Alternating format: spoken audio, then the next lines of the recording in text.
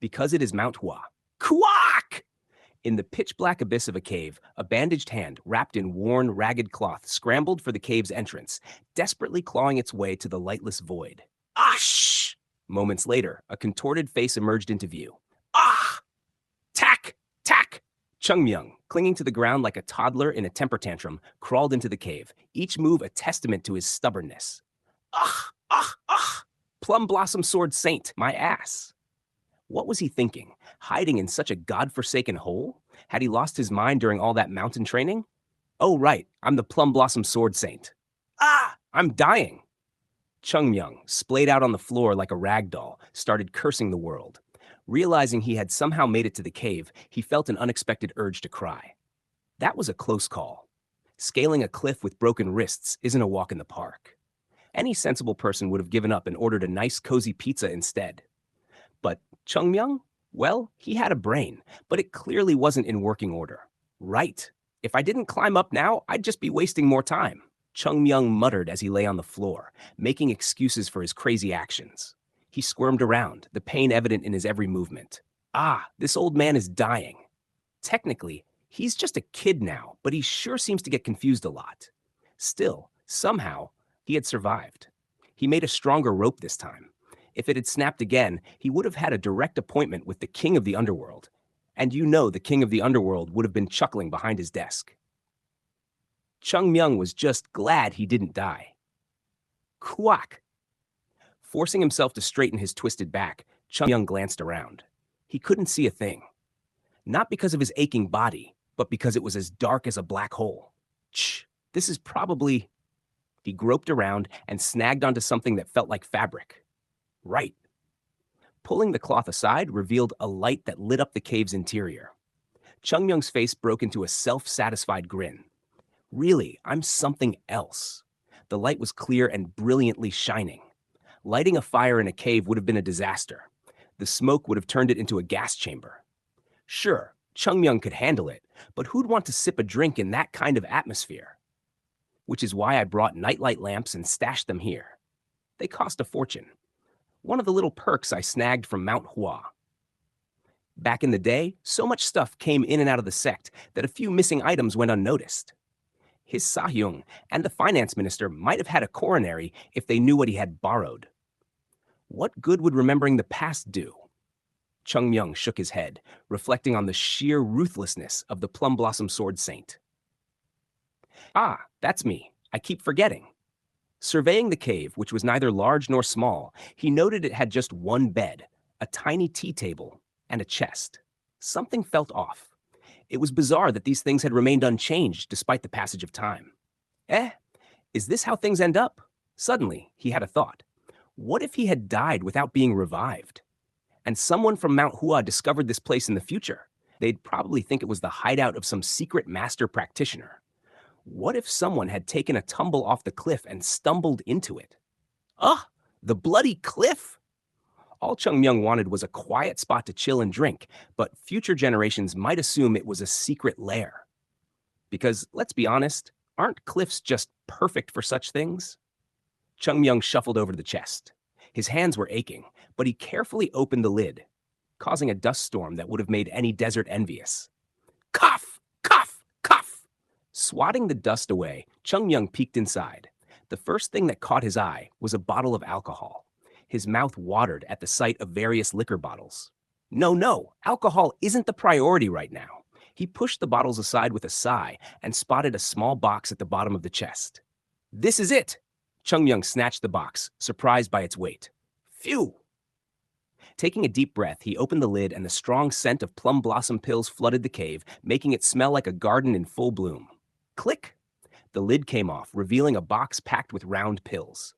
At the top were 5 pristine, snow-white pills. Wow!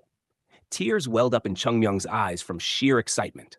The box wasn't stuffed with useless packing material, but was filled with actual plum blossom pills. So crazy! No matter how common these pills were, using them as packing material was pure greed. If Sahyung had seen this, he'd have throttled him. Be grateful I didn't use the truly precious pills. Sahyung? Chung Myung mumbled excuses to his long-gone peers. He couldn't touch the supreme pill, the most valuable of the bunch, which was reserved for the highest authorities in Mount Hua. The supreme pill was the holy grail of pills, needing approval from a medical practitioner and a sect elder to be used. But any elder could access the plum blossom pills. There were even more valuable pills, but those were also reserved for the highest level elders. Elders like Chung Myung, the mightiest troublemaker of Mount Hua. It felt like he was hearing phantom voices praising him. For now, Chung Myung needed these pills. They were his ticket to healing. He gingerly took the white plum blossom pills from the box. He had used them as hangover cures in the past, but now they were lifelines. Ah, I am nervous. Chung Myung placed the box back in the chest and focused on the snow-white pill in his hand. A pure, soothing scent emanated from it. Just inhaling it made him feel better. It is said that people don't appreciate things until they're gone. When Mount Hua was at its zenith, no one paid any attention to these pills. Only the more potent pills were valued. That's why Chung Myung managed to sneak so many plum blossom pills away with him. Not just him, but Mount Hua had its share of pill hoarders. In their prime, nobody noticed the less valuable pills. But now, in this dire situation, these pills had become incredibly significant. Oh my God. How did my life come to this? He'd rather face the Grim Reaper than endure this suffering. Chung Myung took a moment to regroup. There would be time to grumble later. For now, he needed to recover his strength. Sitting cross-legged, he tossed a snow plum blossom pill into his mouth. The moment it touched his tongue, it dissolved instantly, like an ice cube in hot coffee. A fresh scent filled his mouth as he began to meditate, focusing on absorbing the pill's essence. Simply consuming a pill doesn't boost your strength. The qi must be properly absorbed into your body. Here's where the plot thickens. Young bodies can't fully utilize the energy in powerful pills due to their undeveloped qi abilities. What about older individuals who manage their qi better? The effect is diminished because their bodies already have energy reserves. Pills are meant to supplement qi deficits, not to overfill an already complete reservoir. If pills were a surefire way to get stronger, those Shaolin sect clowns would have dominated the world by now. A young body can't absorb the full qi of a pill, so what about Chung Myung? I'll draw it deep into the core. He knew how to masterfully control his qi, thanks to his past teachings and experience. Phew! Once the pill was ingested, the qi began to surge within him. Wung!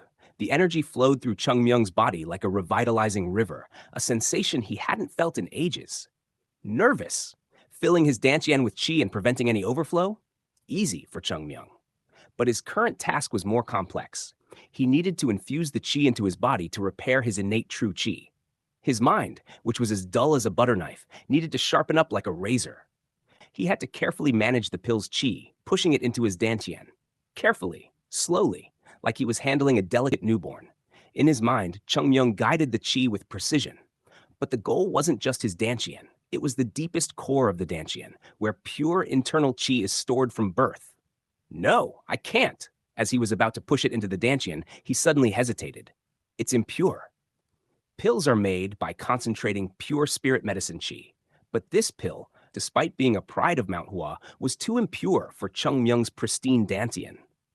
If his dantian was like fresh mountain water, this snow plum blossom pill was like stagnant pond water. So he made a decision. I'll filter it. If he could filter out the impurities, most of the unwanted qi would be expelled. Accepting it as it was seemed pointless. He couldn't afford to compromise his hard-earned foundation by being impatient now. Keep what's pure and discard the rest. The qi circulated through his body, gradually refining the energy. Impurities in the pill mingled with those in his body and were slowly pushed out. Soon, thick, dark sweat began to seep from Chung Myung's pores, a clear sign of his intense effort. The process was grueling, each moment demanding perfect control and precision. The sweat dripped down, soaking his clothes, but Chung Myung didn't flinch. His concentration was unyielding. He wasn't just absorbing qi, he was meticulously refining it to ensure that every bit of energy he took in was pure and beneficial. The cave, though dark and secluded, was now filled with the sound of Chung Myung's deep breaths and the soft hum of energy flowing through his body. The process continued, every bit of impurity expelled as he worked to restore his strength. As the chi stabilized and the impurities were expelled, Chung Myung felt his body's internal energy aligning, gradually repairing the damage. The transformation was slow but steady, and he could feel his strength returning, bit by bit. With a final, deep breath, Chung Myung completed the process. The cave, once again silent except for his calming breaths, now felt like a sanctuary of renewed strength. Chung Myung stood up, his body feeling more vibrant and his spirit lifted. He had successfully filtered the chi and revitalized his core. Well, that wasn't so bad, he said to himself, wiping the sweat from his brow. In the solitude of the cave, he allowed himself a moment of satisfaction. The hard work had paid off. He was ready to face whatever challenges lay ahead with renewed vigor and determination. Episode 42. Because it is Mount Hua. 2. I am really going to die. Chung Myung's internal energy was dwindling faster than a smartphone battery on 1%, and he was left trying to salvage whatever was left like an overzealous cook trying to scrape the last bits of batter from a bowl. The chi in his body was like a teen's allowance, totally insufficient for what he needed.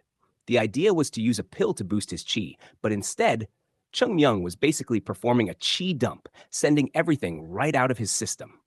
The pill maker would probably be spinning in their grave if they saw this disgraceful waste. Do you want me to lose everything?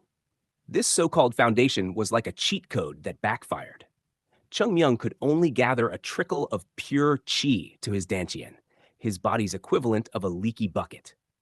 Even the pill that had been painstakingly refined was deemed subpar by Chung Myung's elite standards. With only a speck of usable chi, Chung Myung directed it to his dantian, hoping for a miracle. Wung! And then, as if his chi had turned into an overzealous party guest, it began circulating through his body, making him float as if gravity was suddenly optional. He'd read about this phenomenon, but never expected it to be part of his personal experience, like finding out you've been cast in a sci-fi movie. Wung! His chi was now dancing a conga line around his body, purging impurities like a detox cleanse on steroids. Chung Myung's wounds healed instantly, his bruises vanishing as if they had never existed. His body started to steam, expelling sweat and impurities with the enthusiasm of a gazer on a bad day. He heavenly opening? It was like his dantian had decided to go on a full-body renovation. His chi was unearthing hidden potential with the same excitement as a spring cleaning spree. Instead of a slow, steady progress, everything was accelerating at breakneck speed. Need to stop it. The chi was now a rebellious teenager, refusing to obey his commands. It was thrashing about inside him, causing chaos like a wild party in a cramped apartment. Chung Myung had to act fast before his insides became a full-blown disaster zone. Shit, listen and stop already! You're my energy! Damn it! Cursing internally, Chung Myung tried to regain control. The chi reluctantly slowed down, as if realizing who was boss. But it wasn't long before it started to misbehave again. Stop! In the midst of this chaos, Chung Myung heard a familiar voice in his mind. His Sahyung's voice, which sounded like a ghostly mentor from a past life. So, are you a Taoist or a martial artist? Sahyung? This wasn't a new voice. This was something he had heard long ago, like an old voicemail he'd forgotten about. Martial artists try to oppress and control the flow, but those who follow the path of Tao, let it be. You idiot. Where did your sense of logic come from? If you build a dam to stop the flowing water, it will simply flow over it. Chung Myung's body twitched in realization. Let it be. If you leave it alone, everything will flow naturally. You wish to twist the rules of nature with the will of man? Stupid bastard. Humans are also a part of nature. How can a man compete with the all-encompassing nature? Heeding the advice, Chung Myung let go of his iron grip on the chi. The moment he released control, the chi started to flow smoothly, like a peaceful river replacing a chaotic flood. The flowing stream within him grew and expanded, turning into a grand river that cascaded through his body. After an unspecified yet undoubtedly intense period of transformation, blink! Chung Myung's eyes snapped open with a crystalline glare. And then, thud! Ouch! He dropped from his elevated state like a clumsy acrobat missing the net. Rubbing his sore backside, he muttered, "What? Why was I floating?" He stood up, checking himself over. His broken wrist had healed, and not just that, it felt like he'd upgraded to a new, improved model. His body was now as purified as a freshly laundered silk robe. The chi that once seemed like a mischievous troublemaker was now his best friend. Hmm. Chung Myung flexed his wrist and marveled at the results. Not only were his meridians now like the Mississippi River, but his internal chi had also surged impressively. It was as if overnight his capabilities had been turbocharged. My dantian grew. To Chung Myung, his body was his martial arts vessel. With a larger dantian, he could handle more and aim higher, kind of like upgrading from a kiddie pool to a full Olympic-sized swimming pool. Satisfied with the progress, he mused, if it wasn't for Sahyung, it would have been a disaster. It seemed the old nagging had paid off, like the wisdom of a mentor finally clicking into place. I was just a swordsman, not a Taoist. Mount Hua was a melting pot of both Taoism and martial arts, but Chung Myung could only identify as the latter. Could he really make a difference for the current Mount Hua? Ah! Chung Myung scratched his head, realizing that brooding wouldn't help.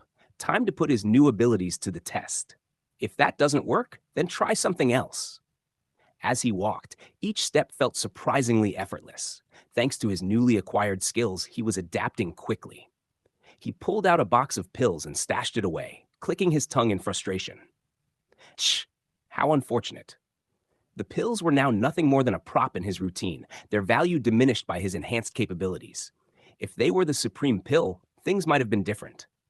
But for Chung Myung, they were just fancy paperweights. Ah! He closed his eyes, contemplating. Despite the minimal impact of the snow plum blossom pill, he achieved results that defied expectation. I'm being greedy. Chung Myung, let's only eat as much as you can handle. Chung Myung turned around and clank! Discovered a couple of ancient alcohol bottles strapped to his waist. His innocent curiosity had led him to these relics, and now he had to wonder about their taste. With the bottles tucked away, Chung Myung stood at the cave's entrance, glancing back with a nostalgic smile. It feels weird. Mount Hua had changed, but the cave was a timeless piece of history. He missed the old days, but recognized that it was time to move on. Well, not too often either. The past needs to stay in the past. Chung Myung, now the third-class disciple, had outgrown his old self. The past was a stepping stone, not a hindrance. Then, he walked out of the cave, feeling lighter and more agile than ever. Bounding up the cliff with ease, he took a deep breath at the summit, only to be hit with a wave of nausea. Ugh! His clothes were caked in filth, and he was appalled. What the hell is coming out of this body? With a disgusted exhale, he stripped off his clothes, desperately searching for the nearest stream. Oh my God! Nothing makes sense. Where is the nearest stream? As he trudged down the mountain, little did he know, the innocent animals at the stream were in for a surprise, a tragedy of epic proportions that would leave them questioning their very existence for days to come. Chung Myung made his way down the mountain, grumbling to himself about the mess he was in. The day was turning out to be an endless series of surprises. As he trudged along, he felt like a character out of a slapstick comedy, mud-splattered, exhausted, and in desperate need of a bath. On reaching the stream, he was met with an unexpected sight. The once clear water was now a chaotic swirl of swirling mud and debris. It was as if the universe was conspiring against him, determined to ensure that his day was as miserable as possible. What is this, a prank? Chung Myung muttered, glaring at the murky water. I just want to clean my clothes, not open a mud wrestling arena. The stream, clearly a victim of its own unplanned renovation, was not going to offer him any relief. He looked around, spotting a secluded spot where he could try to clean up without drawing too much attention from the wildlife. Meanwhile, the forest creatures who had been peacefully enjoying a drink were now in for a rude awakening. As Chung Myung's makeshift washing efforts continued, the poor animals were subjected to a cascade of uninvited impurities. They scurried away, baffled and disgruntled by the sudden influx of what they could only describe as an unscheduled disaster. Chung Myung, finally managing to rinse his clothes to some semblance of cleanliness, sighed in relief. He glanced at the now somewhat cleaner water, which was still far from pristine, and gave a resigned shrug. Well, at least it's not as bad as before. I suppose I'll take what I can get. As he put his now semi-clean clothes back on, he couldn't help but chuckle at the absurdity of his situation. His life had become a series of comedic mishaps, each one more outrageous than the last. Guess it's not every day you get a mountain cleaning adventure, he said to himself, shaking his head. Mount Hua is full of surprises, and it looks like I'm destined to experience every single one of them. With that, Chung Myung began his ascent back up the mountain, feeling slightly cleaner and a lot more amused by the absurdity of his journey. As he climbed, he couldn't shake the feeling that his life was becoming a comedy of errors, one that he was both the protagonist and the punchline of. By the time he reached the top, he was ready for a good rest. He glanced around, the view from the summit offering a serene contrast to the chaos he had endured. For now, at least, things seemed peaceful. Maybe I should just stick to fighting monsters and leave the laundry to someone else, he mused, finally feeling the exhaustion of the day catch up to him. Tomorrow is another day, and who knows what other surprises Mount Hua has in store. As he made his way back to the dorm, he couldn't help but smile at the thought of his misadventures. Life on Mount Hua was anything but ordinary, and Chung Myung was ready to face whatever came next with a mix of humor and determination. Episode 43, Because It Is Mount Hua. Ah, it's cold. Dawn on Mount Hua is like the morning after an all-nighter at a club. The cold air meets the lingering dampness of the morning like a soggy towel on your face, and it chills you right to the bone. As the third-class disciples stumbled out of their dorms and shuffled toward the training hall, the conversation was as lively as a sleep-deprived chat at 6 a.m. I'm wide awake now. I'm awake too, but my body's still hitting the snooze button. So tired. You should have meditated. Who does that at night? Ah, right. They were the kind of conversations that made you wish for a hot cup of coffee, but instead they grabbed their sandbags and stone bags from the side of the gymnasium. By the way, how long do we have to do this? Well, maybe until we are asked to stop. Who will ask that? You don't know. Their minds instantly conjured up one image. That monster-like bastard. A scary jerk. Even though they were all disciples of the same class, Chung Myung had them completely under his thumb. He was like that relentless gym trainer who somehow convinced you that doing squats until your legs cried was a good idea. Training was so grueling that some had tried to rebel. They quickly learned that challenging Chung Myung was like challenging a hurricane to a duel, painful, and definitely not worth it. Jo-gul, the original troublemaker, and even Yoon-jong, who had initially grumbled, were now as compliant as puppies. If they were going to rebel, they had to be insane. Those two were monsters in their own right. But isn't he a bit weird these days? What? He doesn't look well, and he doesn't come to train either. Right. Initially, Chung Myung had been a constant presence, tormenting everyone with his training sessions. Now, he was MIA, like a bad boyfriend who ghosted after promising to help you move. Then, is it true? Is what true? The rumors that he had overloaded his internal chi. Ah, no way. No. Think about it. He's looking thinner and weaker every day and skipping training like it's a bad habit. Well, maybe it would be different if he was lazy, but he isn't.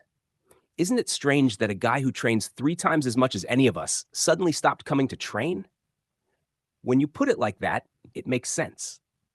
A sudden, sinister thought began to creep into their minds. Do we even still have to train? The third-class disciples looked around at each other, their faces hardening like they had just been hit with a bucket of ice water. They started out hating the training because it made their bodies ache and their spirits wilt. Now, however, they were getting stronger and starting to actually enjoy it, despite the misery it brought. The excitement of getting stronger was now tainted by the thought of avoiding pain. I can't take a leave every day, but no, just once. Excessive training isn't good either. I don't think it would be bad to reduce it. Their thoughts became more rebellious as they made their way to the training hall, their resentment growing with every step. Look, he isn't here today either. Is he really badly hurt? Then, can't we just back out? The decisive blow. There were exactly 3 reasons why they followed Chung Myung. 1. No one could take him down, even if they all ganged up on him. 2. Chung Myung had the backing of Eun-geom, the overseer. When the overseer is on your side, you're basically untouchable. 3. Chung Myung was weirdly reasonable. He was a tyrant in training, but he wasn't a bully who made them do anything unreasonable just to show off.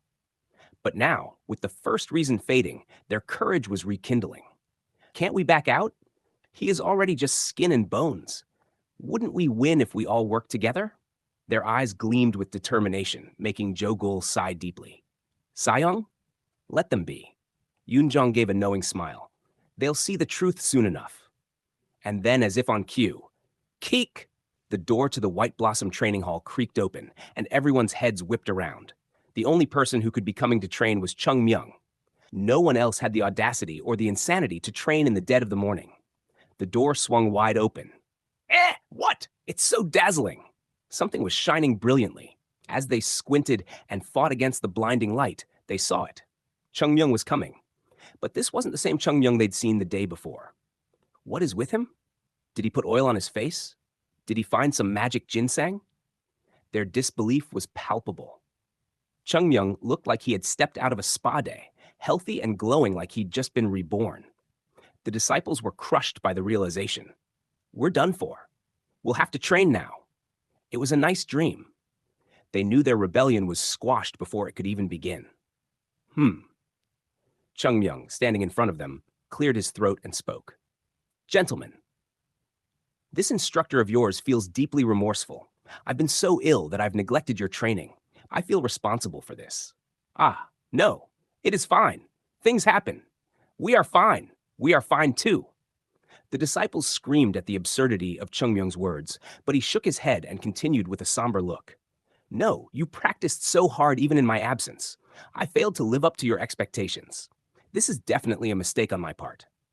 The atmosphere became increasingly eerie. He shouldn't be acting like this. Is he really saying this? The ominous feeling settled in. However, Chung Myung made a grand declaration. Even if I can't undo past mistakes, I can make up for them. If the training was lacking, then we need to practice more. That bastard. I'd rather die covered in shit. I'd rather try and kill him. Muttered curses flowed from the disciples, but Chung Myung was unfazed.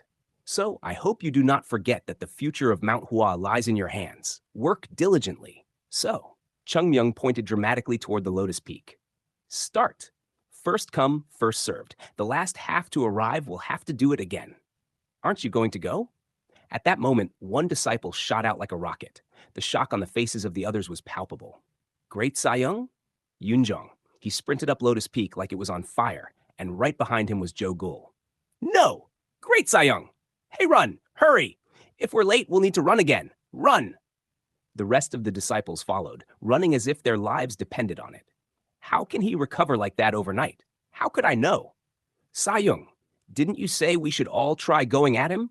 A gentleman should know how to embrace the right timing. Now isn't the time. Well, I am freezing to death. What? Sayong! Sayong! Run, please! The disciples raced on, their determination fueled by the thought of avoiding another grueling round of training. They ran with the fervor of people trying to escape an apocalypse. Chung Myung watched them go, a satisfied smile spreading across his face. What cute bastards! They dared to dream of rebelling? His heightened senses picked up their every word. Well, this is good. Mount Hua never accepted those who simply followed without question. But overly rebellious people weren't welcomed either. It was crucial to have the capability to back up one's confidence. That ability, I will create it for them. Chung Myung smiled. Restoring Mount Hua's former glory wasn't about him alone. It was about everyone in the sect growing stronger. Together. The reason Shaolin is known as the best isn't because of one person. Even the strongest individual can't defeat Shaolin alone if their allies are weak. In the past, Mount Hua couldn't stand against it. But not this time. Chung Myung's eyes gleamed with determination. He would rebuild Mount Hua in his own image, stronger and grander than before. And if anyone found that upsetting, he had a simple message. If it makes you sad, then come back to life. Laughing to himself, Chung Myung bellowed. The last person back has to skip breakfast today. A level of cruelty that could make even the devil weep. The disciples sprinted up the mountain as if their very lives depended on it. The chill of the early morning air was a minor inconvenience compared to the terror of Chung Myung's wrath. Each step felt like an eternity, with the cold ground beneath them and the looming threat of additional punishment if they failed to meet the mark. Behind them, Chung Myung watched with a grin, reveling in their desperate scramble. What a bunch of adorable idiots. His senses, honed by intense training, had picked up every whimper and complaint uttered by the disciples. He was well aware of their earlier plotting, but now their rebellion was as good as dead. Chung Myung knew that to restore Mount Hua's glory, he needed more than just brute strength. He needed to instill a spirit of resilience and discipline in every disciple. The road ahead would be long and challenging, but he was prepared to guide them through it. His gaze turned toward the rising sun, its light casting a golden hue over the mountain. He was determined to bring Mount Hua back to its former greatness, but this time it would be under his leadership and vision. The legacy of the past was important, but the future was where his true challenge lay. As the last of the disciples finally reached the summit, panting and exhausted, Chung Myung clapped his hands together with satisfaction. The sight of their worn-out faces was a testament to their hard work and his success in pushing them to their limits.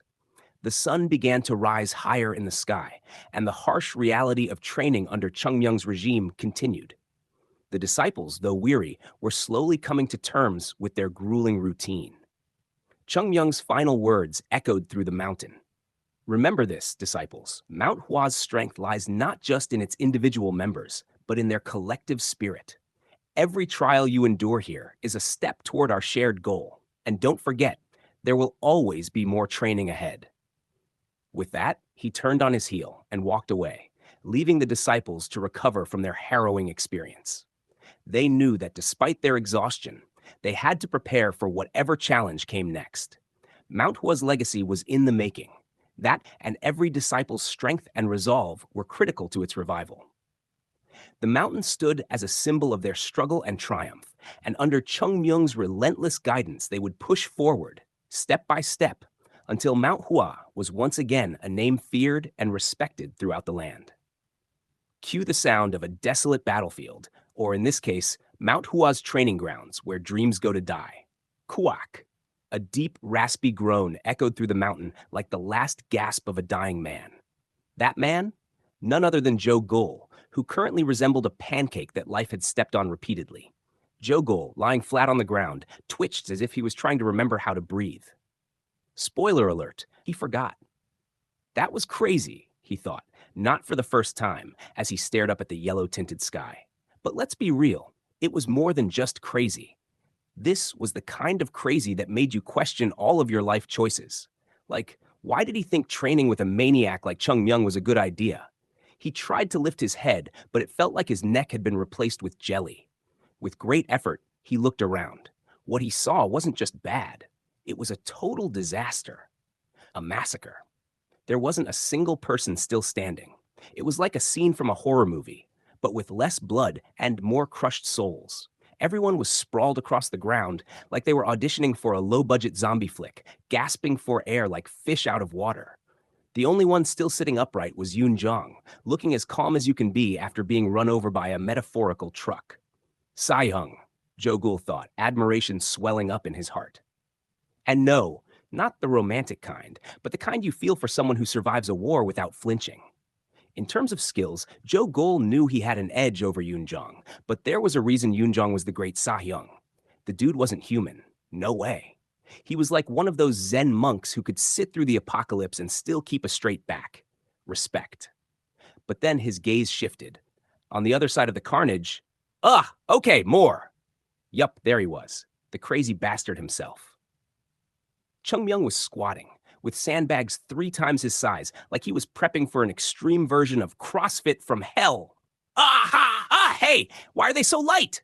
Joe Gul groaned inwardly. Monstrous bastard didn't even begin to cover it. Training under Chung Myung was like signing up for a death wish. And yet, here they were, too terrified to complain because Chung Myung trained 5 times harder than all of them combined. The guy was a beast. No, scratch that. He was a demon in the shape of a cocky little junior. Chung Myung threw down the sandbags like they were bags of flour and smirked.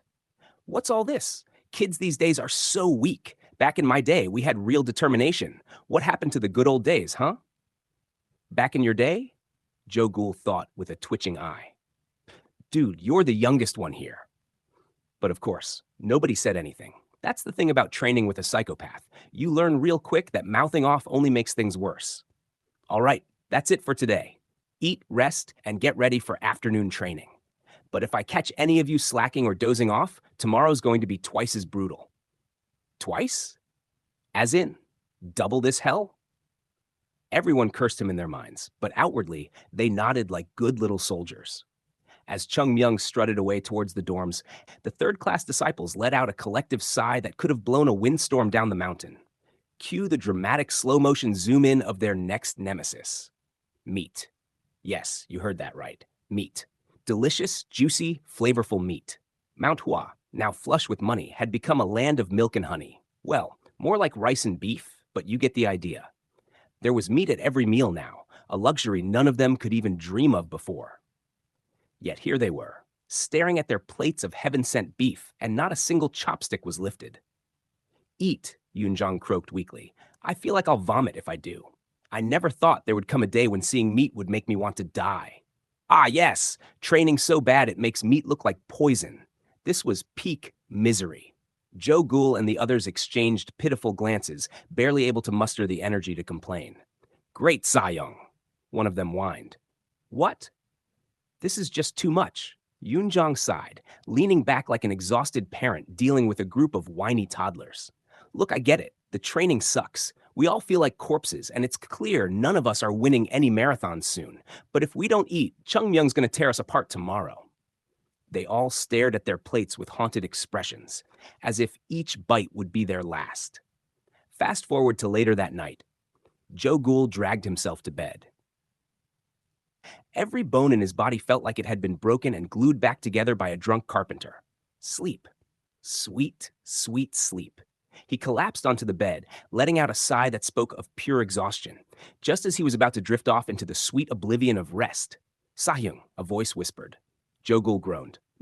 Go away. Sa-hyung, get up. Joe Gould cracked open his eyes, and there was a blurry figure leaning over him. Wait, was this a dream? Or worse, a nightmare? Chung Myung? Joe Gould squinted, his body too tired to even flinch at the sight of his tormentor.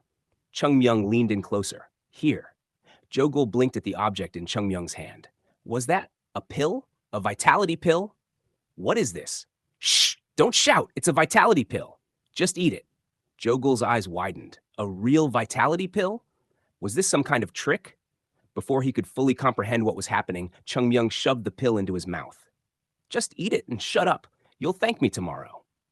Joe Gould felt the pill melt in his mouth, pure energy flooding his exhausted body. It was real. It was actually real. Chung Myung grinned evilly.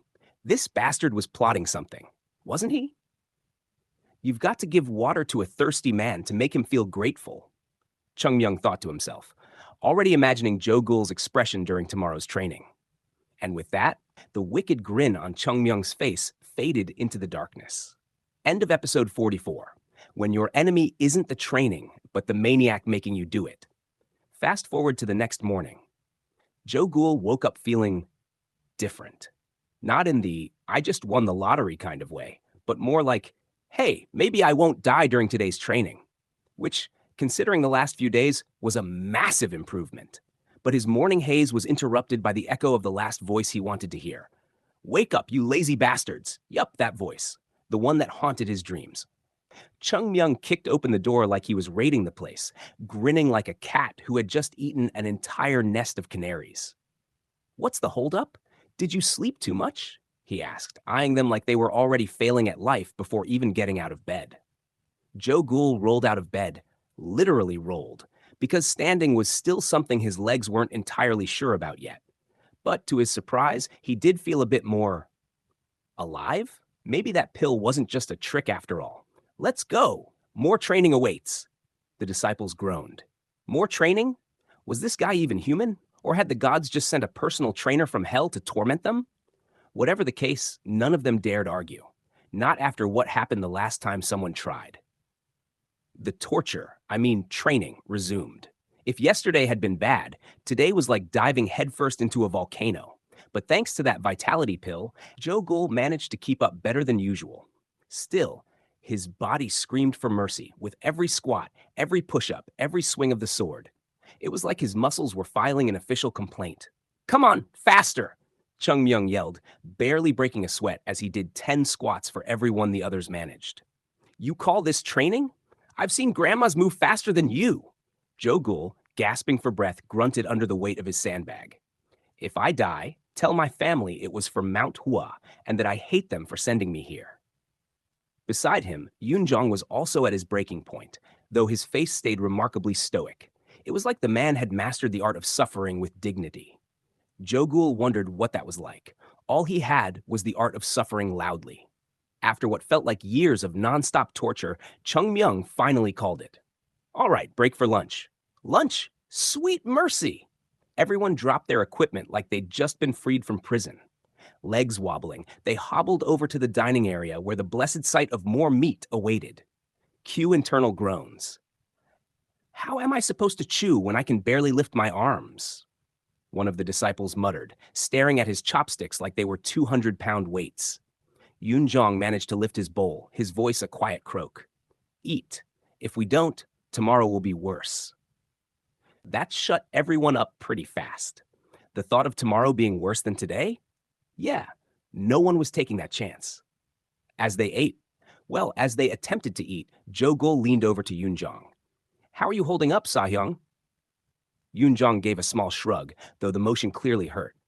I've felt better. Think the training's ever gonna let up? Yunjong didn't answer right away. He stared at the pile of meat in his bowl as if searching for life's answers in the beef. Knowing Chung Myung? No. But if we survive, we'll be the strongest disciples Mount Hua has ever seen. Jogul snorted. If we survive. That night, Jogul was dead tired, but there was a glimmer of hope.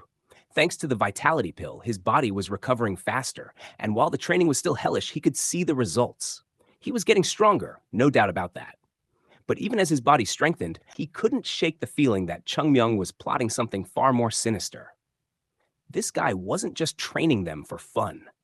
No, there was a method to the madness, and Jogul wasn't sure if he was ready to find out what that was. As he drifted off to sleep, the thought crept in. What if Chung Myung actually knows what he's doing? But before that idea could take root, Jogul's exhaustion took over, pulling him into a dreamless sleep. The next day arrived faster than anyone wanted. The sun was barely up, and yet there was Chung Myung, already wide awake, grinning like he hadn't tortured them for hours the day before. Wake up! Rise and shine! Oh God, not again! Jogul, Yunjong, and the rest of the disciples groaned, dragging themselves out of bed for yet another day of hellish training. As Jogul stumbled to his feet, he couldn't help but glance at Chung Myung, who was bouncing with energy like a kid on a sugar rush. What is he made of? Jogul thought, shaking his head, and why did he get the feeling that today was going to be even worse? As the group headed out to the training grounds, Jogul could only sigh. This was their life now. Training, suffering, and meat. But hey, at least the meat was good. End of episode 44, part 2, When Meat Isn't Enough to Save Your Soul. Episode 45, Because It's Mount Hua 5. The next morning, well, calling it morning was a bit generous. The dorm door swung open dramatically. It's morning, a voice declared. Ugh, so tired, one disciple groaned. Oh, kill me now, another whined. I'm dead, the third moaned like he had just survived a night of wild partying. It was a typical morning at Mount Hua. Well, almost typical. Something was definitely different today. The disciples shuffled around like zombies, but there was a spring in their step. Their complaints were still there, but the usual dead weight behind them seemed lighter. And then something truly unexpected. Come on, I should practice hard today, one disciple said. Right, it'll be tough, but we gotta do it, another added. I'm already dreading it, but let's work hard, a third muttered, almost as if he believed it. Now, if you're wondering why everyone suddenly developed a conscience about hard work, trust me, this wasn't out of some newfound spiritual awakening. Nope, this was thanks to vitality pills. A little something that our friend Chung Myung had generously shared. And by shared, I mean he made sure everyone thought they were the only ones who received it. Classic Chung Myung. Each disciple was thinking to themselves, phew, the equipment feels lighter today. I've got so much more energy. Man, those vitality pills are no joke. Heh, Chung Myung must really like me to give me one of those rare pills. Meanwhile, they all looked around nervously, as if expecting someone to come barging in, yelling, You thief! How dare you take my vitality pill? But no one said anything because Chung Myung, in his infinite wisdom, and by that I mean his love for stirring the pot, had told each one to keep it a secret. So now, each disciple thought they were the chosen one, like some sort of weird martial arts version of a secret love affair. If the others knew, they'd be so jealous, one thought, the guilt creeping in. I mean, it's not like you can share a pill, right? And there they were, each of them smiling awkwardly, not realizing that Chung Myung had handed out pills like candy at a carnival. The training hall door creaked open, and out came the legend himself, Chung Myung. The disciples quickly lined up, their eyes practically glowing with admiration. If someone had told them that this guy just gave them magic pills, they'd probably bow down and kiss his feet. Chung Myung surveyed them, a satisfied smirk on his face. Nice, he thought. Look at them, bright-eyed, bushy-tailed, and ready to work. They look like they've actually slept for once. And why wouldn't they? While Chung Myung didn't need the vitality pills himself, because let's be real, he's like the cockroach of Mount Hua, indestructible. For these disciples, it was like they'd been handed gold. Scratch that. It was like they'd been handed the ultimate hangover cure. If they only knew that these weren't your average vitality pills, but ancient treasures made by Mount Hua. Yeah, if they found out, they'd probably build him a shrine. Man, I get it now, thought Chung Myung. This must have been why my Sahyung used to hand out vitality pills. It's way easier to manage people when you throw them a bone. All right, boys, he said, pointing towards Lotus Peak. We're going there today. Wah! I'm getting to the top first! One disciple yelled, as if that was something to be proud of. Out of my way, losers. I'm gonna win this, another screamed. Chung Myung just laughed. Yeah, this is gonna be fun. Meanwhile, at the training hall, Ungeum stood there, arms crossed, watching the disciples train. Something's different, he thought, narrowing his eyes. Their sword play. It's sharper. He wasn't imagining it. The disciples' movements were more stable, their footwork more grounded, and the way they handled their swords, a lot more precise. It was almost as if they had suddenly leveled up overnight. The hell? This should have taken them years. Unjiam watched as the disciples sliced through the air, executing perfect steps like they'd been born with swords in their hands. This is unreal. Unjiam's gaze drifted over to the back, where Chung Myung was casually twirling his sword, as if nothing about this was surprising to him. Could it be? The morning training? Unjiam frowned. He had allowed the extra training sessions because the disciples seemed eager, and let's be honest, he kind of wanted the extra time to himself. But now, this? I mean, sure, I expected some improvement, but not this. As the disciples continued their drills, Unjiam couldn't help but feel a little ashamed. These kids were working harder than he ever did at their age, and yet here he was, taking it easy. Damn it, I should have been better. The disciples finished their set with a shout, their swords pointing to the sky in unison. Unjiam couldn't hold back anymore. Great, he called out, genuinely impressed. Your swords look so lively. It was true. These kids were really starting to embody the spirit of Mount Hua. But then a voice interrupted his thoughts. Is Unjiam here? Unjiam turned to see Hyunjong, the sect leader, approaching with quick steps. Sect leader? Unjiam stammered.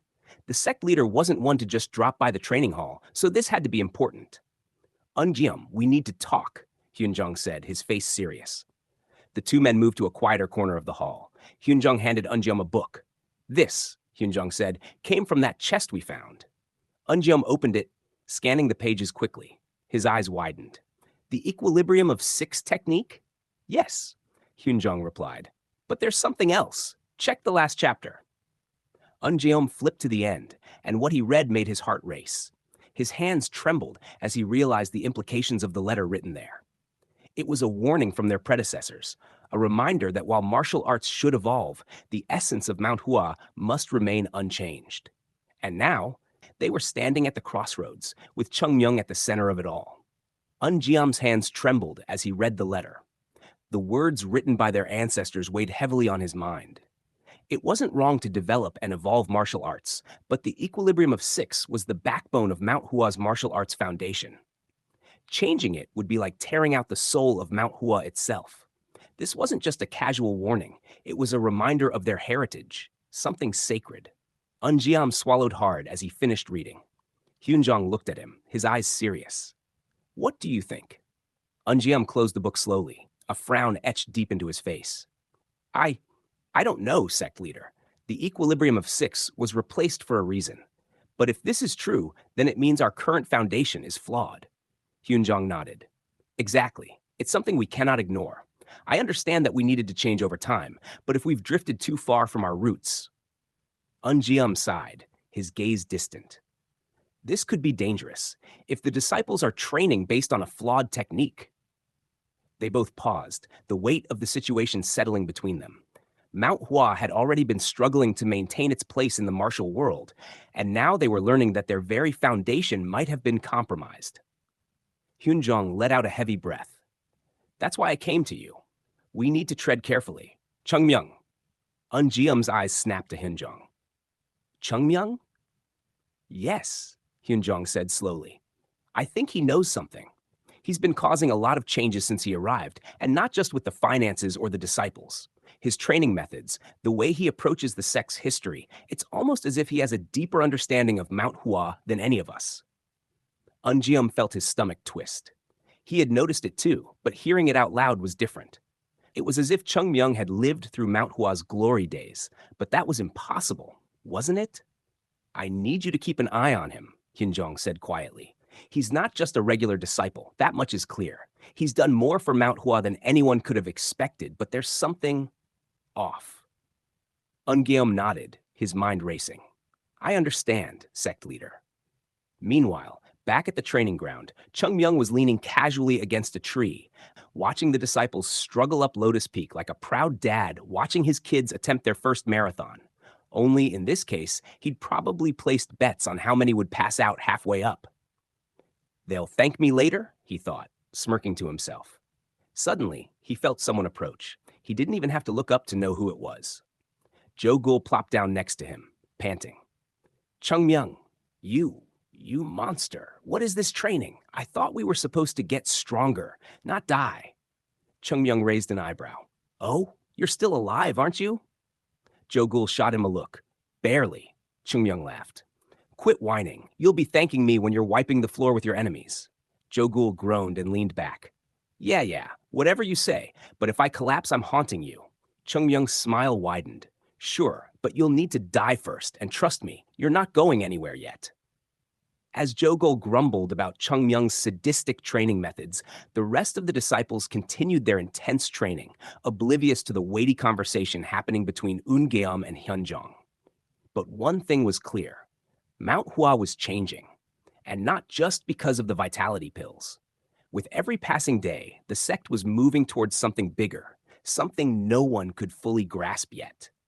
And at the heart of it all, there was Chung Myung, the troublemaker who seemed to know exactly what Mount Hua needed, even if no one else did.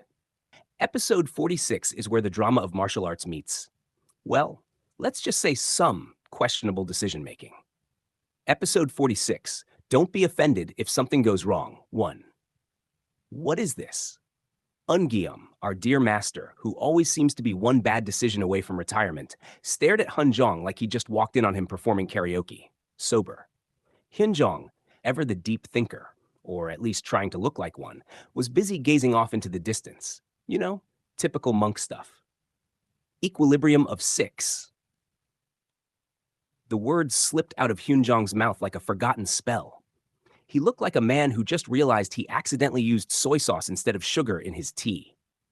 The equilibrium of 6, Mount Hua's most basic and time-honored technique, was supposed to be the foundation of their martial arts. But of course, time moves on, and what used to work for kung fu monks centuries ago isn't cutting it for these kids who probably think TikTok technique sounds cooler than equilibrium of 6. Sect leader, haven't we all agreed that we need to move faster for Mount Hua? Right. But this? Ah, yes, the classic, we had a plan, but this is a dumpster fire conversation. See, the elders had once thought, hey, we need to speed things up. Mount Hua's circling the drain. Let's come up with something fast.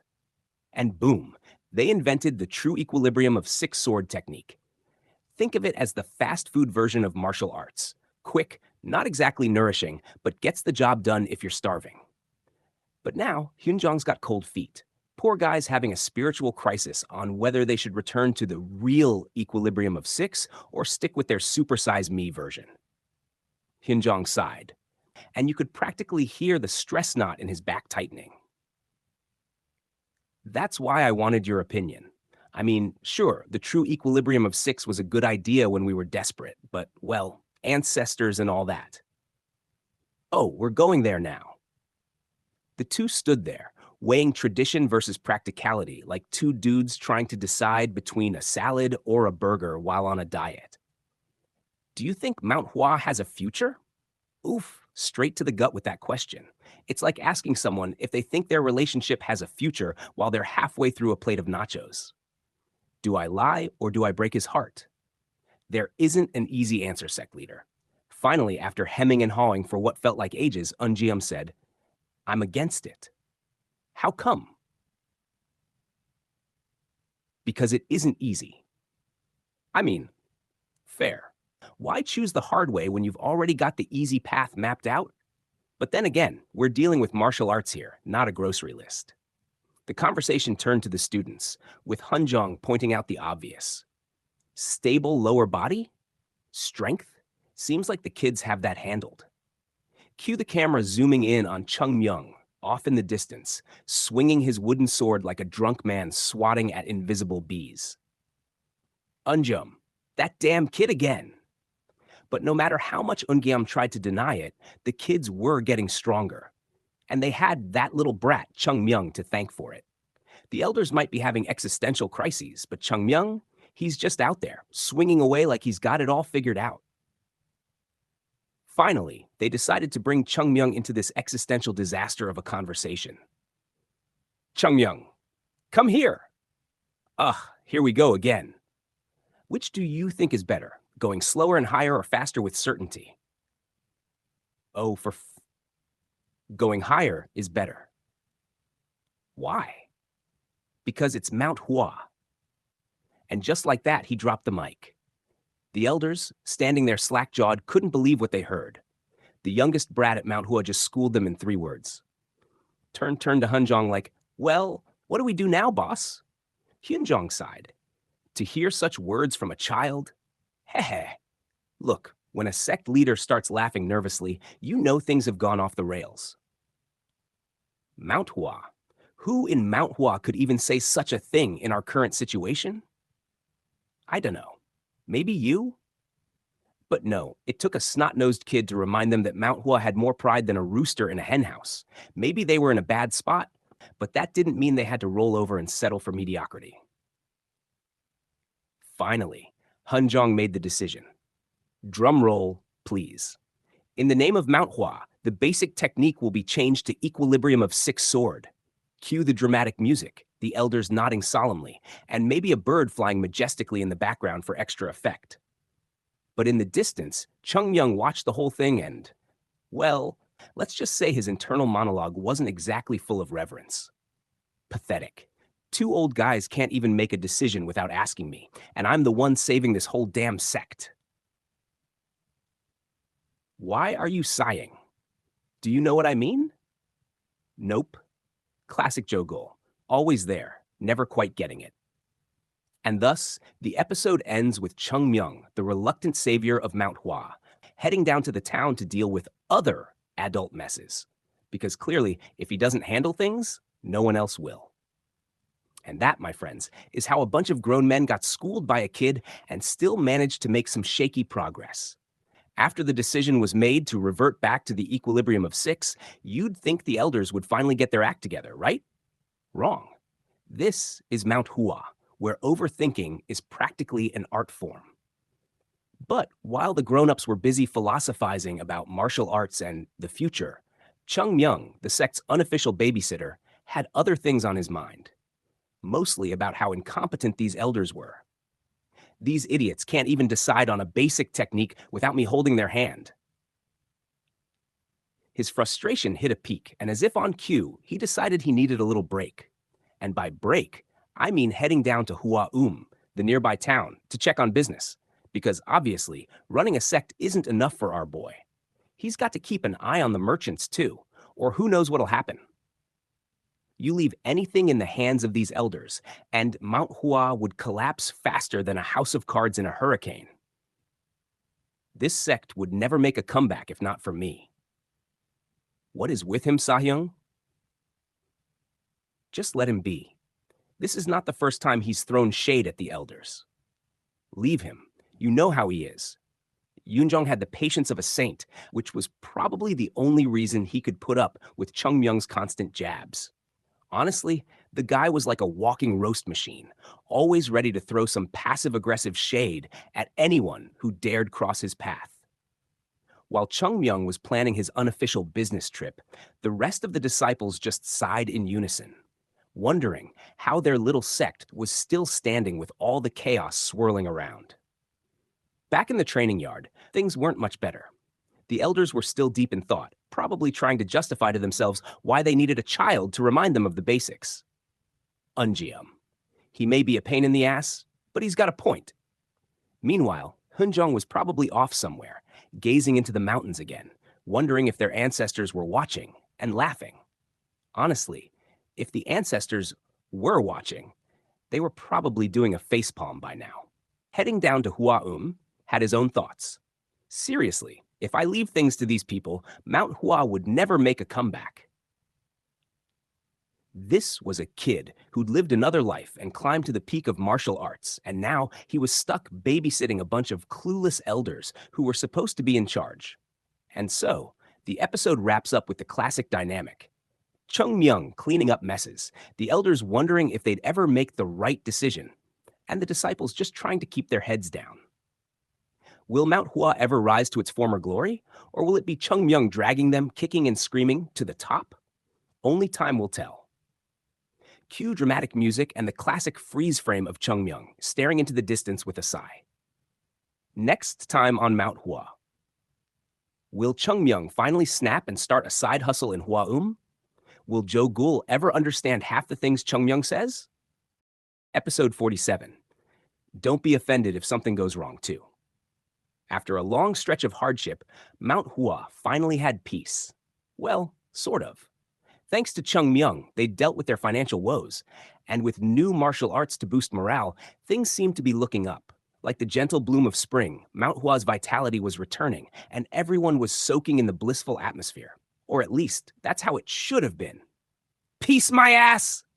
Chung Myung snarled, his face scrunched in frustration. He gripped his broom tightly, bending it unnaturally. Peace? More like absolute chaos. Across from him, third-class disciples, dressed in their pristine white robes, were sweating buckets, scrambling to manage an influx of customers that were, frankly, more trouble than they were worth. This ledger doesn't make sense, one disciple stammered, looking around frantically. Joe Gul Sahyung, how much is this? That depends. Careful, Joe Gul snapped back. Depends on what? A refund? Argh. It was pure bedlam. The fact that they'd reclaimed their businesses and found the lost ledger was supposed to be a good thing. They now had 10 profitable businesses. The disciples had been naive enough to think all that was left was to kick back and count the money. Oh, how wrong they were. They hadn't considered that no one in Mount Hua had actually run a business in over 100 years. So now, you had a bunch of clueless monks whose only skills involved punching things and slicing through stuff, trying to handle finances. And how did that go? Well, where's the delivery for the ingredients? Why haven't they arrived? One disciple shouted. What the hell is that idiot doing? Hey, stop grabbing customers like that. Chung Myung's eye twitched as he tried to keep a straight face. You've got this. Breathe, just smile. Smile, damn it. Mount Hua's disciples, who knew nothing but swinging swords and breaking bones, were now running around Hua like headless chickens, drenched in sweat, and trying to figure out what the hell they were doing. If the ancestors of Mount Hua could see this, they wouldn't just have a stern word or two. They'd probably grab the elders by the neck and throw them into the nearest cliff. Among the chaos, one customer barked at a disciple. What the hell kind of tea is this? Tea? I don't know. We're out of leaves. Should I just mash these random plants together? Where's the owner of this place? This is a disaster. This was a nightmare, a living hell. Chung Myung sighed, watching as his fellow disciples fumbled around like toddlers trying to figure out how to walk. This was better? Do well, he muttered to himself. Just do your best. The customers were having none of it. From accidentally ripping silk cloth to giving customers a pickaxe instead of a rod, the Mount Hua disciples were single-handedly ruining every transaction. The guests were so fed up that most of them stormed out the door, leaving a trail of dust in their wake. Chung Myung swept up the dust, muttering under his breath, "Sweep this, sweep that. Might as well sweep this whole place into oblivion." He glared at Joe Gool, who was busily handing out refreshments. "Hey, Joe Gool?" Joe Gool pretended not to hear him. "Sa-young, I'm talking to you." No response. Chung Myung narrowed his eyes. "Joe Gool, you bastard!" Joe Gool finally turned around, glaring back. "What? What do you mean, what? You're the son of some rich merchant family, right? Shouldn't you know what to do? You've got that special hidden talent thing going on, don't you?" Joe Gool rubbed his temples. "What the hell are you talking about?" Chung Myung pointed to the chaos surrounding them. "How the hell did this happen?" Joe Gool sighed. "Do you remember the people who used to run these businesses?" "Yeah? They all left. Turns out they had pretty good reputations, and when they left, they took all their employees with them. Family businesses, man." Chung Myung groaned. "So we're stuck with a bunch of clueless idiots." "Pretty much.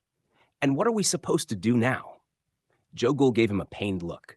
"You ever try teaching a 40-year-old how to fight with a sword?" "Hell no." "Well, it's the same thing. We're screwed. Give it half a year, and we're done for." Chung Myung felt a pang of admiration for his late Sa-young. How the hell had he kept this sinking ship afloat? "But there's got to be a solution, right?" Chung Myung pressed. Joe Gool shook his head. "Not unless we can find someone who knows how to run this mess. The only one who could have helped was Elder Huang." "Who?" "You don't know Elder Huang?" Joe Gool looked surprised. "He's a legend, one of the most powerful merchants in Shanxi. He's supported Mount Hua for years." "Well, where is he? He's been sick for over a year. Some say he's in a coma." Chung Myung groaned again. Of course, the one person who could help was out of commission. "Chung Myung! Where's Chung Myung?" A familiar voice called out, cutting through the chaos. Chung Myung looked up to see who was coming his way. It seemed like things were about to get even more interesting.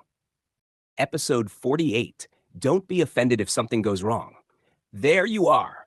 Unam approached Chung Myung with a face that screamed urgency, the kind that said, "I need this done, and I need it done now." "Sasek, I greet you." Both Joe Gool and Chung Myung bowed respectfully, though if you looked closely, Chung Myung's bow might have had the slightest hint of a slump. The kind of slump you get when you know trouble is coming your way. "Right." Unam barely nodded, but he zeroed in on Chung Myung like a hawk about to drop some unpleasant news. "Chung Myung." "Yes, Sasek." You could almost hear the groan forming under that response. "I think you should head to our main mountain." "Huh? Wait, what?" Chung Myung's brain hit the brakes. "Our main mountain? Mount Hua? You mean that mountain we casually refer to, the one that's a vertical hike of death? No, does he think going to Mount Hua is that easy? I'm not a damn mountain goat. Birds could die ascending that place, and here I am, the sacrificial lamb." "Mount Hua?" "Yes." Chung Myung turned his head like a man looking for an escape route. Meanwhile, Joe Gool, that traitor, was suddenly very interested in the clouds. "No, there are so many vigorous and strong Sa-youngs. Why me? Aren't you the youngest?" "Ah, yes, the you're young and spry card. Classic. Because I am the youngest, my legs are thin and my footwork is weak," Chung Myung protested, trying for sympathy. He sounded like a kid explaining why they couldn't carry their groceries. "You also aren't doing anything here." Unam's voice was firm. The kind of firm that said, "We both know you're lying, so let's not." "Well, crap." Chung Myung sighed deeply. You could almost hear the existential crisis setting in. He was once a mighty hero, now reduced to an errand boy. "Ah, the mighty have fallen," he thought. "So what's the errand?" "You need to deliver a letter to the sect leader." "Sorry? A letter?" Was this what his life had come to? Running letters up a mountain? Unam, seemingly oblivious to Chung Myung's inner suffering, continued, "It's urgent, so don't delay and leave right away." "Yes." Joe Gool, clearly smarter than he let on, watched as Chung Myung took the letter. The poor guy's expression was like watching someone hand over a ticking time bomb. That! Joe Gool stammered as Chung Myung dashed off. "Couldn't we send anyone else with that?" But Unam was already off in his own world. Meanwhile, Jogul's gut was giving him that sinking feeling. Ominous premonitions were rarely wrong, he thought. Chung Myung had made it halfway up the mountain before he finally took a closer look at the letter. Something about it was tugging at his curiosity. I mean, it wouldn't hurt to peek, right? Morally, it isn't right for a Taoist to open letters meant for other people, he muttered, with about as much sincerity as a fox guarding a chicken coop. But this is for Mount Hua. We're all family, right? What shit are you spewing? Well, my Sahyung is dead, so it doesn't matter.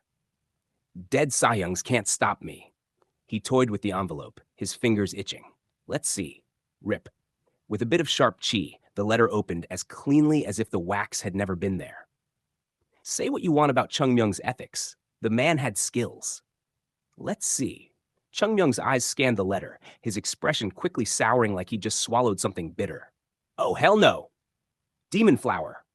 The words felt like poison on his tongue. There's no way ordinary physicians can cure this, he muttered, nearly crumpling the letter in his fist. Those damn demonic bastards, alive and kicking, huh? Just couldn't stay dead. His mind raced. The remnants of the demonic sect were alive. His palms itched to start cracking skulls again. Of all the people to mess with, why Mount Hua? Ah, my head hurts. He slapped his cheeks, trying to calm down. Get a grip, Chung Myung. One crisis at a time. The letter was clear enough. Elder Huang was sick, and no one could figure out why. But I know, it's that damn demon flower. On the surface, it looked like poison, but only someone like Chung Myung, with his history of slicing up demonic bastards, would know the truth. The symptoms weren't natural. He'd have to go himself. No one else could understand this. Plus, reward. A huge reward. Now he was really interested. The Yuna Guild was big, powerful, and rich. The kind of rich that made your mouth water. A reward from them could be, who knows? Chung Myung's eyes gleamed. I can't miss this. By the time he calmed down, Chung Myung knew what he had to do. He resealed the letter, good as new, and made his way to deliver it properly. But one thing was clear in his mind. These demonic sect remnants? They just messed with the wrong errand boy. With a heart pounding for both gold and vengeance, he muttered, let's give this letter to them first. Then I'll deal with those bastards myself. Meanwhile, the letter read as follows. Sect leader, the long winter is over, and spring is coming. By the time this arrives, the spring plum blossoms will be in full bloom, even where you reside. Unfortunately, this letter comes with a request. My father's condition continues to worsen, with new symptoms that no one can explain. His body is dyed red, with ominous signs appearing on his forehead. We have consulted numerous experts, but none have been able to help. I am reaching out to you, hoping for some insight. A great reward is promised for any information that could aid us. Huang Zhongyi, the minor lord of Yuna Guild. Chung Myung smirked. Looks like it's time to solve this and collect my reward. Chung Myung clutched the letter tightly in his hands, his mind already calculating. There's money to be made here, he thought, his heart practically skipping a beat. But there was also a bigger problem. The demon flower. 100 years had passed since the last time this demonic technique was seen, and almost everyone who could recognize it was long gone. Except me, of course, Chung Myung smirked to himself. I mean, if we hadn't had that massive war back then, even I wouldn't know about it. So what are the odds someone else around here knows? The world had no idea what kind of danger they were in. The remnants of the demonic sect were clearly still alive and kicking, stirring up trouble under the radar. Chung Myung knew one thing for sure. It wasn't going to end well for anyone involved. Reward. A huge reward. The promise of riches burned brightly in his mind. Oh yes, let's not forget about that little detail. According to Jogul, the Yuna Guild was no joke. Only the best could join, and Elder Wang was famous. And with that kind of status comes wealth, power, and most importantly, fat stacks of cash. Chung Myung could already see himself swimming in riches. This is going to be glorious. He clenched his fist, eyes practically gleaming.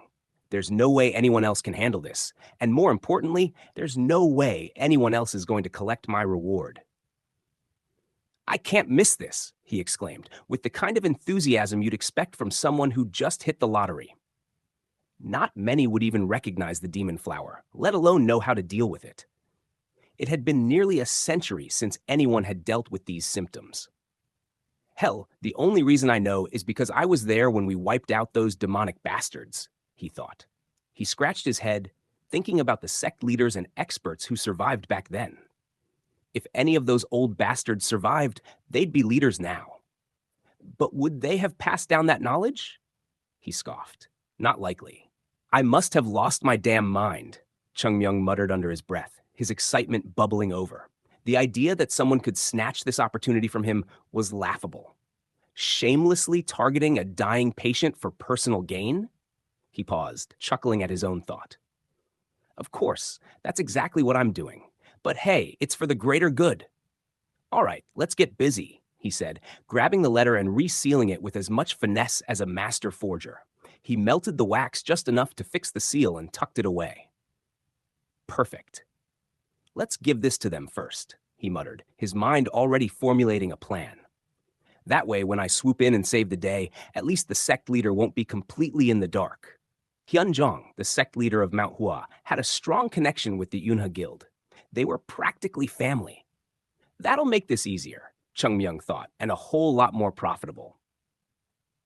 The letter itself was a formal plea, cloaked in flowery language and desperate undertones.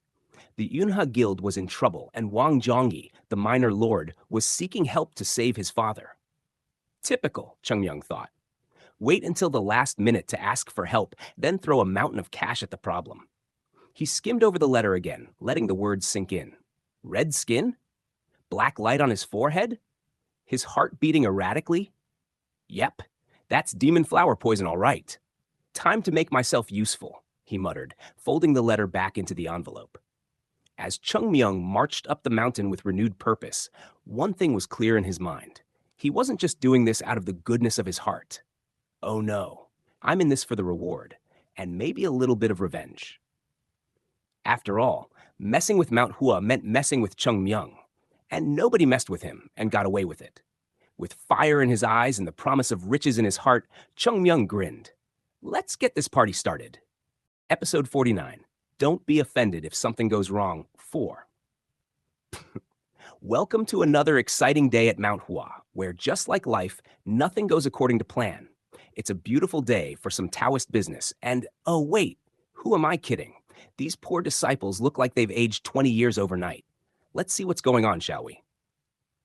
Kuak, I can't do this anymore. And the award for most dramatic performance by a third-class disciple goes to, oh wait, that's all of them today. The third-class disciples trudged through Mount Hua's gate, looking like they just returned from a war they didn't sign up for. Trying to make a buck in Hua? Impossible. After all, they were Taoists. Inner peace was their goal, not fighting over sales quotas and customer complaints. Narrator voice. Imagine trying to sell enlightenment to a guy who just wants a discount on his cabbages. Not gonna happen. Everything is fine, but... here it comes. The infamous everything is fine, but. You just know the next part is going to be a whine that makes toddlers seem reasonable. They understood the importance of money, especially since they'd been forced to live on watery porridge for weeks. No matter how spiritual you are, tree bark and meditation don't exactly fill the belly. They were fine with working hard, really. But can't we just get a dorm in Hua? What kind of treatment is this? If we have to go up and down Mount Hua each day and night, I really might die. Sahyung. Ladies and gentlemen, welcome to the Complainers Club. Motto, if there's a hill, we will whine. Yoon Jong, their leader, closed his eyes, suppressing the urge to smack them all upside the head. Normally, he'd yell at them to suck it up, but today, even he was struggling to breathe. Think of this as training. What kind of training? If not, go to Sasuk directly and ask him. And boom, just like that, everyone shuts up. No one wants to get involved with the elders. I mean, they've got enough issues. Can't add third-class whining to the list. Sayong, I have no time to train these days. We're here to learn martial arts, not do business. If it was going to be like this, I'd rather have stayed home and not joined Mount Hua at all. Yoon Jong sighed deeply. My God, it's like herding cats with swords. I know what you're trying to say, but things don't always work the way you want them to, right? That's just how it is, so endure for now. Yes, Sayong. All right. Well, that was depressing. No one's happy, everyone's tired, and apparently enlightenment doesn't come with hazard pay. But hey, at least they're nodding along like they agree. Yoonjong let out another sigh, but in secret this time. That's what I said, but when will this situation get better? Truthfully, he couldn't imagine it getting better. Things only seemed to be getting worse. But, as always, they'd endure. Because what else could they do? Sect leader must have a plan. And now we're at the blind faith in the boss part of the meeting. You know, the maybe corporate knows what it's doing kind of hope. Spoiler alert, they don't. Suddenly, a loud voice interrupted his thoughts. Sayun! Oh boy, here we go. Who else could bring this much chaos into a scene? That's right, ladies and gents, it's our resident chaos goblin, Joe Gull. Joe Gull came running like his pants were on fire. Sayung, we are in trouble. Calm down, you're a Taoist, so don't rush and be Chung Myung. At the mention of that name, Yoonjong's face turned ghostly pale. Ah yes, Chung Myung, the name that strikes fear into the hearts of men. Not even Voldemort can compete with this level of chaos. No, you need to see this. Hurry. When Joe Gull says hurry, you don't ask questions. You just run and hope you don't die. Without hesitation, Yoonjong sprinted after Joe Gull. When they reached Chung Myung's room, they found nothing. Not here? No, that isn't it. Look at this. Okay, what's worse than finding Chung Myung? Not finding him, because wherever he's gone, disaster is soon to follow. Joe Gull pointed at a note left on the bed. Something came up, so I will be away at work for a few days. You can handle it. Also, if you skip training, I will fold your spine backward, so don't even think of skipping out. This crazy bastard. Yoonjong's hand trembled. Ah, the eloquence of Chung Myung. A real poet, isn't he? Nothing says leader like casually threatening to rearrange someone's spine. What do we do, Sahyung? Yoonjong sighed. First, we need to make sure the others stay silent about this. But if he gets caught, even if we go and tell them, it won't change anything. He said he'll be back in a few days, so we need to try and hide his absence until then. So the plan is pretend nothing happened? Bold strategy, let's see if it works out for them. Meanwhile, somewhere far from Mount Hua, Chung Myung was catching his breath. He had run like a madman straight from the mountain and was now sitting on a tree trunk, panting like a dog in summer. Huak, huak, huak. I need to take a breather. Even a superhuman needs a break, huh? Well, good to know the legendary Chung Myung still sweats like the rest of us. Oh, how far have I fallen from my prime? Ah, the sweet melodrama of getting old.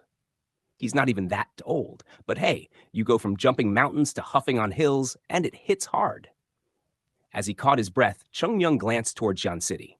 It had been a while since he'd been here, and as memories flooded back, so did the familiar sensation of impending chaos. Oh, you can feel it, right? That tingling in the air? That's the sound of trouble coming. And folks, trouble has a name. Chung Myung. With a sinister grin, he crossed into Xi'an, blissfully unaware of the storm he was about to create.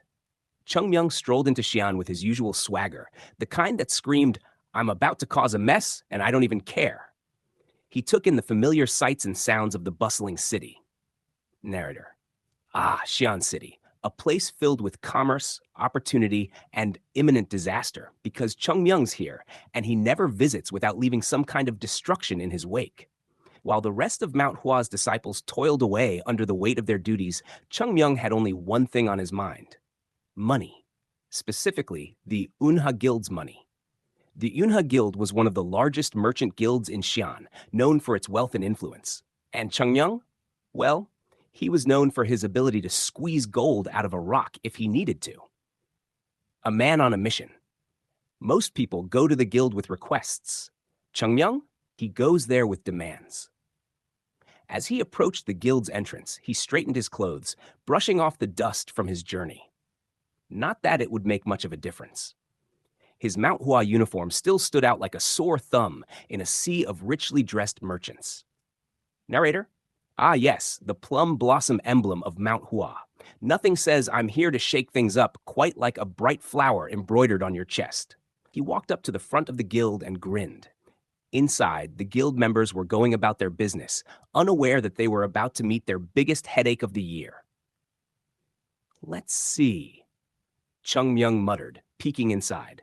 Where's the person in charge? It's always best to start at the top, right? After all, why bother with the peons when you can go straight for the head honcho? Chung Myung's entrance into the guild didn't go unnoticed. A few of the guards at the door glanced at him, then quickly looked away. They had no reason to suspect trouble from a Taoist. That was their first mistake. Without hesitation, he marched up to the reception desk. "Hey, I'm looking for the guild leader." The receptionist blinked at him, caught off guard by his brashness. "Do you have an appointment, sir?" "Oh, sweet summer child. You think Chung Myung needs an appointment? How adorable." Chung Myung grinned. "Nope, but I've got some important business to discuss, and I'm sure the guild leader will want to hear it. So why don't you be a good kid and let me in, huh?" The receptionist hesitated, unsure how to handle this strange Taoist, but before he could respond, a voice interrupted. "What's going on here?" A well-dressed man approached, his eyes narrowing at Chung Myung. This was Seol Chung, one of the higher-ranking officials in the guild. Seol Chung eyed the young Taoist with suspicion. "Who are you, and what business do you have with our guild leader?" Chung Myung flashed him a smile that was more mischievous than friendly. "Oh, I'm just here to collect a little something the guild owes me. You see, we've got a bit of a partnership, and I'm here to check in on that." When he says partnership, what he really means is I'm about to extort you for money, and you're going to thank me for it. Seol Chung wasn't having it. Mount Hua doesn't have any formal dealings with the Yuna Guild. If you're here to beg for donations, you can leave now. Chung Myung's grin widened. "Oh, you misunderstand. I'm not begging for anything. I'm here to take what's ours, but if you want to play hardball, I've got time." "Oh, buddy, you just poked the bear. Hope you're ready for the ride." Seol Chung raised an eyebrow, unimpressed. "And what exactly does Mount Hua think we owe you?" Chung Myung leaned in, his voice dropping to a whisper.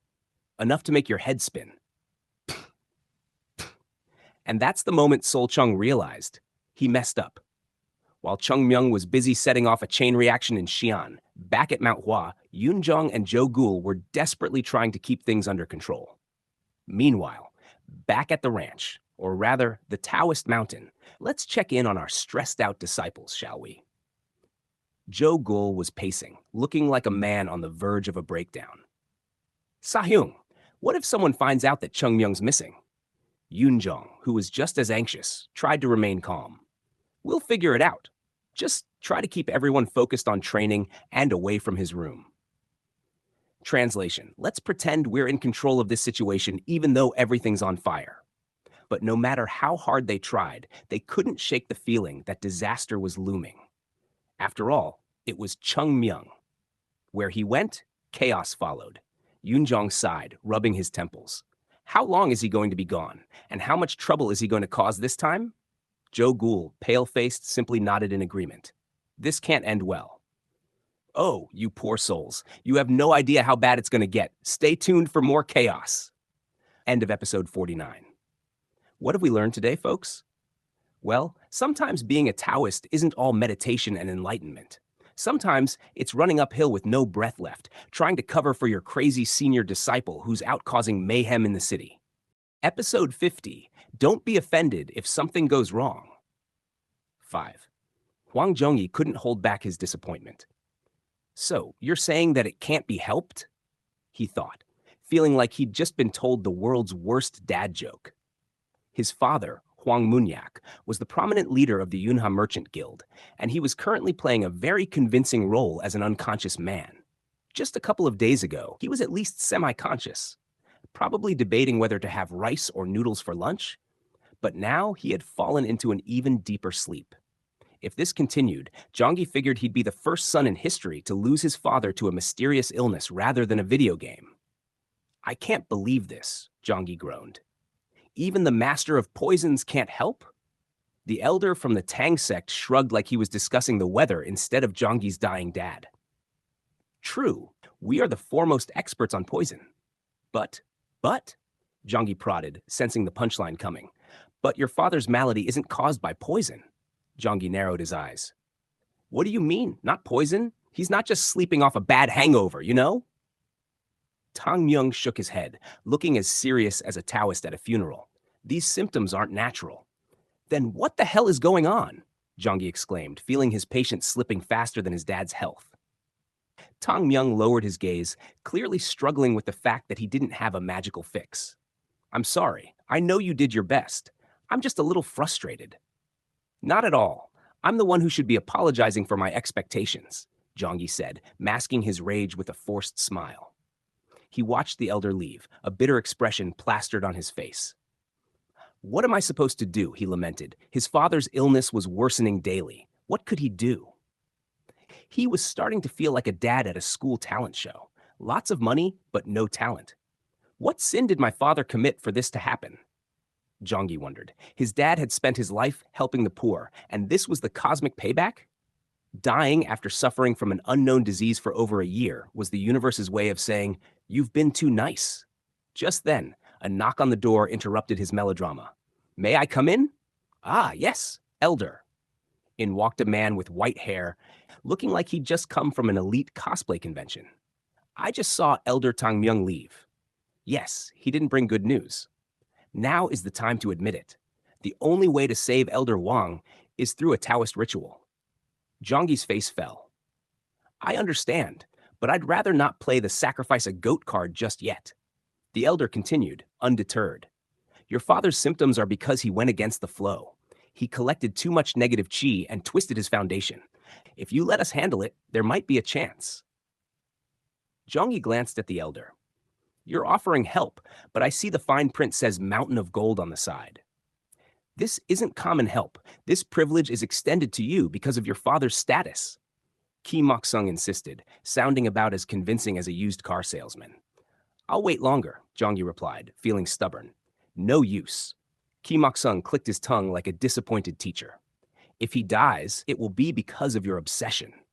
Zhangyi clenched his fists, feeling the weight of his father's legacy and a heap of unsolicited advice on his shoulders. Just then, an urgent voice came from outside. "Young master, what's going on?" "Mount Hua. A man has come from Mount Hua." "Mount Hua." Zhangyi's heart raced. "Yes, from Mount Hua." He had sent a letter, but with how fast their response was, he half expected the messenger to arrive on a dragon. Ki Moksung's expression shifted to disgust. "They're merely a ruined mess. What can they even do?" Zhangyi bit his lip. "You forget this isn't the Southern Edge sect." "Ahem." Ki Moksung tried to regain his dignity. Ignoring him, Zhangyi rushed to the entrance. "We never know," he thought, desperate for a miracle. "Where are the guests from Mount Hua?" he demanded. "At the entrance." "Wait, what? You left them at the gate? How rude!" Zhangyi bellowed, while his subordinate looked like he'd just stepped on a landmine. "I was going to ask him to come, but move. I will go there myself." "Young master, but move." Soon, a small child came into view, leaning on one leg like he was trying to be cool. "Well, it is Mount Hua," Zhangyi thought, staring at the kid. "We have been rude." The boy looked up. "No, well, you were. I'm Huang Zhongyi of the Yunhe Merchants Guild. It was my negligence. Please hold me responsible." "It's fine. I didn't come here hoping to be treated well." Zhangyi felt an eyebrow twitch. "What is this? A job interview?" "Thank you for understanding. But what about the others in your party?" "I came alone." Zhangyi blinked. "You're kidding, right?" "I said I came alone." The kid shrugged, a smirk plastered on his face. "I have a way to cure Elder Huang, so please guide me in. Oh, and I'd like to check out that huge reward you mentioned. Is that fine?" Zhangyi's eyes widened. Who the hell was this little brat? And thus began the bizarre first meeting between Huang Zhongyi of the Yunhe Merchant Guild and Chung Myung. Zhangyi stood there, trying to process this little punk's confidence. "Did I accidentally wander into a kid's talent show?" I'm not sure how to respond to that," he stammered, half laughing and half wondering if he was dreaming. "You're from Mount Hua, and you're here alone to save my father?" "Yep, that's the plan. So, can we skip to the part where I save your dad and you shower me with gratitude and riches?" Chung Myung replied, grinning like he just won a game of cards. "Right," Zhangyi said, shaking his head in disbelief. "This is just what I needed, a child with delusions of grandeur." "Listen, I'm not just any child. I'm a disciple of Mount Hua. Plus, I've seen some things. Your dad isn't beyond saving. Now let's get this show on the road." Zhangyi couldn't help but admire the kid's chutzpah. He might be small, but the bravado was impressive. like a little lion challenging a bear. All right then, follow me. Okay, just to clarify, you do have some sort of plan, right? Absolutely. I'm gonna wing it, Chung Myung replied cheerfully. Winging it? That's your master plan? Jongi questioned, feeling his optimism fit. Great, we're all doomed. As they walked inside, Jongi couldn't shake the feeling that he had just made a deal with the devil, or rather, a very cheeky child. Inside the guild, tension hung thick. Everyone knew the stakes, and Jongi felt the pressure of all the eyes watching him. They expecting a miracle. Talk about a show of hands.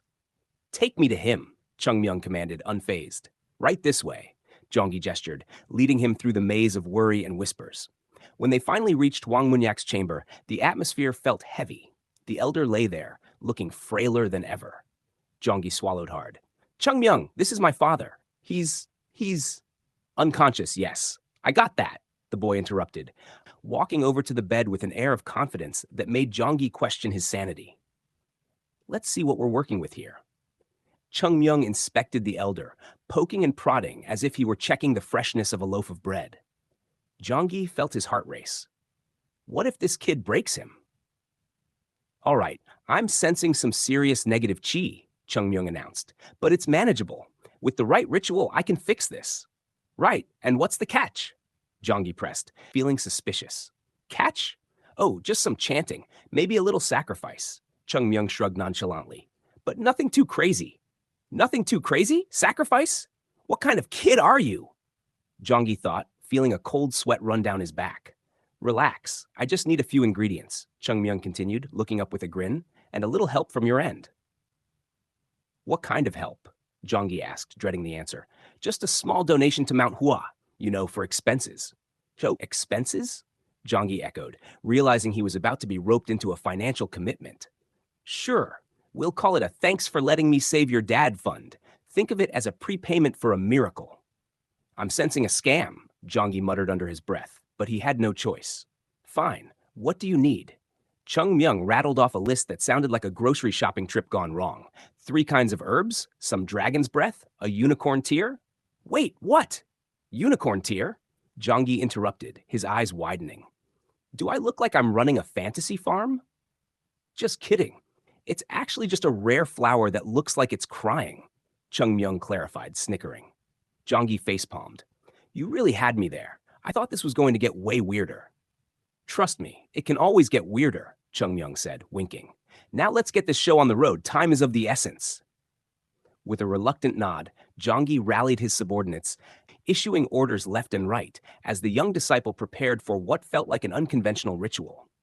He couldn't help but wonder if he was putting his faith in a child or a clever prankster.